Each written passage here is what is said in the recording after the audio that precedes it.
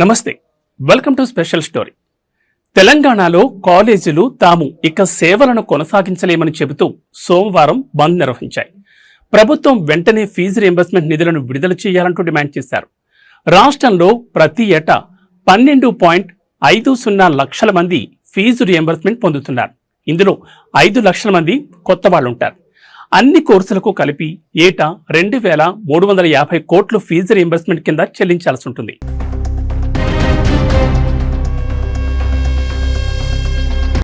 ఇప్పటి వరకు ఎస్సీ ఎస్టీలకు ఎంత ర్యాంకు వచ్చినా పూర్తి ఫీజు రియంబర్స్ ఇస్తున్నారు. బీసీలకు మాత్రం 10,000 లోపు ర్యాంక్ వస్తేనే ఇంజనీరింగ్లో మొత్తం చెల్లిస్తున్నారు. ఆపై ర్యాంకులకు 35,000 మాత్రమే ఇస్తారు. అయితే ఇప్పటికే మంజూరైన 1,200 కోట్లను వెంటనే విడుదల చేయాలన్నది కాలేజీల డిమాండ్. ఫీజు రియంబర్స్మెంట్ పై చర్చలు సఫలమయ్యాయి. అయితే తెలంగాణలో సోమవారం జరిగిన ఫీజు రియంబర్స్మెంట్ పై ప్రభుత్వం, ప్రైవేట్ కాలేజ్ యాజమాన్యాల మధ్య జరిగిన చర్చలు సఫలమయ్యాయి. ప్రభుత్వం నిధుల విడుదలకు ఒప్పుకోవడంతో ప్రైవేట్ కాలేజ్ యాజమాన్యాలు బంద్ నిర్ణయాన్ని విరమించుకున్నాయి. దీంతో ఇవాటి నుంచి ప్రైవేట్ కాలేజీలు యథావిధిగా తెరుచుకోనున్నాయి. 1,200 కోట్ల బకాయిల్లో ప్రస్తుతం 600 కోట్ల రూపాయలను ఇచ్చేందుకు ప్రభుత్వం ముందుకొచ్చింది. మరో 600 కోట్ల రూపాయలను దీపావళిలోగా ఇస్తామని ప్రకటించింది. ఇందుకు ప్రైవేట్ కాలేజ్ యాజమాన్యాలు కూడా ఒప్పుకున్నాయి.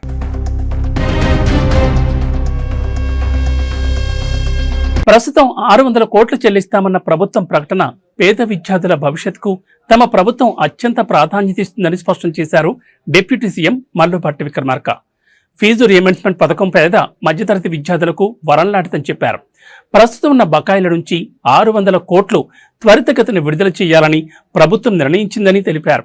మిగిలిన బకాయిలను దీపావళిలోగా పూర్తి చేస్తామని హామీ ఇచ్చారు.